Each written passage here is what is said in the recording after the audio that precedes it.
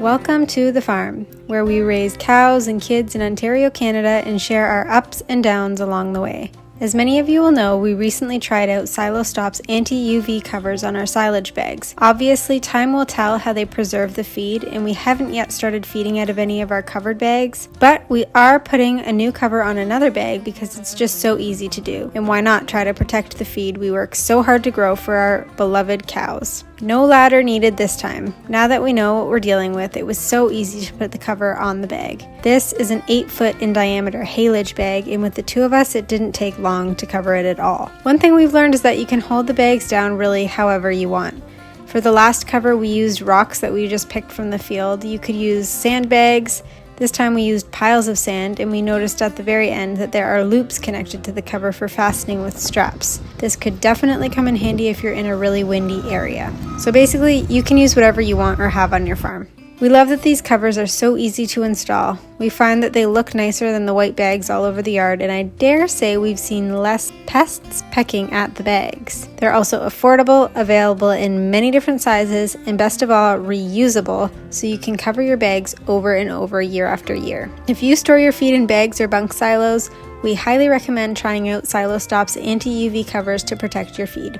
Of course, now Eddie has to flatten out the driveway because he was turning on a dime when the skid steer and created tire tracks. If you have any questions at all, feel free to ask them in the comments and we'll do our best to answer them, or you can reach out to Silostop themselves. I will put a link right in the video to their website as well as in the video description.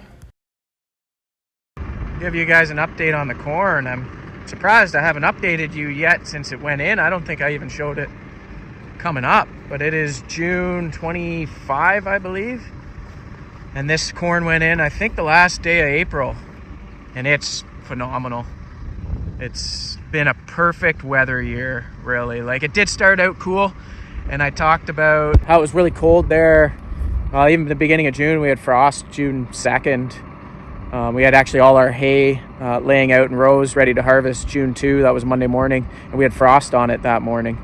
And when I cut it, it was really cold. You'll see that in one of the previous videos. But anyways, since then, we've had lots of moisture, lots of heat. It's been really hot here the last few days. Humidity levels are like over in the 40s Celsius, so like 110 Fahrenheit. Really, really hot.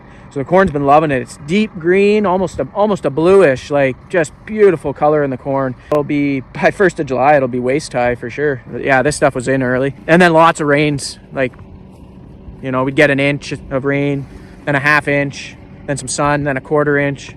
So it's been really good. So the grass and alfalfa, the second cut's coming back real nice too.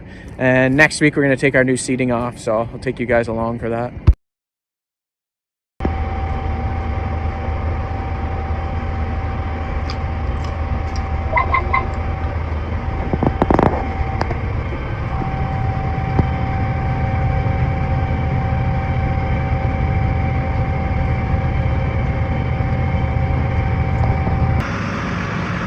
What a crop.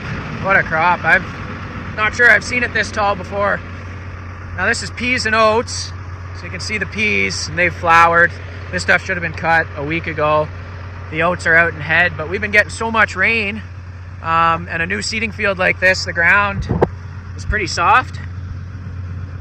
And the tractor will make a mess if you cut it right after a rain. So we've been getting rain every 2 or 3 days. So it is up to my chest pretty much, and this isn't the highest spot. Like, there's higher spots than this, so pretty phenomenal. But like I said, we've been getting a lot of rain, so kind of been leaving it, and now we can finally get out. And I didn't have as much pressure on because it was going to feed it to the heifers. Really critical for the milk cows. If you got peas and oats, you got to get the oats before they come out in the head, start losing a lot of value. So anyway, we're gonna have a lot of feed, and the alfalfa's coming through nicely at the bottom, and the grass seed.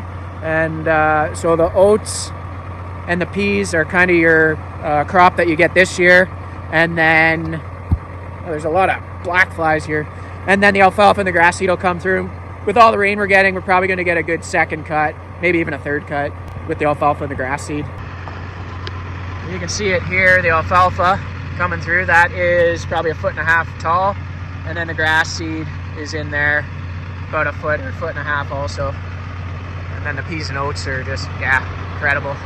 So I'm gonna tighten up the rows a little bit because it is, what is it today? Wednesday afternoon, and we're not harvesting till Saturday morning. So I should tighten the rows up a bit, or they'll dry out too much. So, man, I gotta get back in the cab. These black flies are crazy, they're biting. So this, put up a little bit, we'll tighten the rows up, and it'll keep them from drying out. If I was gonna be harvesting like Friday morning, I'd want this out nice and wide so more sun touches the row, it'll dry it out faster. But I don't want it to dry out too much.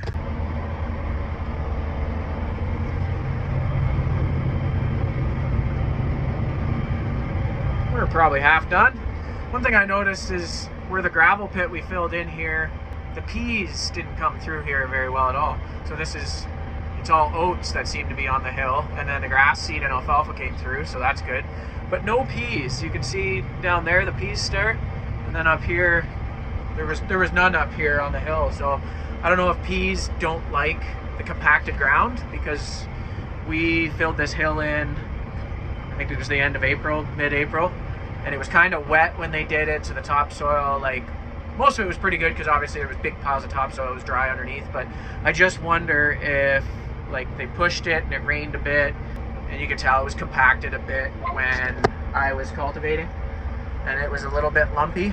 So I wonder if the peas don't like that. Auto steer on this tractor, and we're on a slope. The tractor adjusts, so this hill is, or this field's very hilly. This farm is hilly.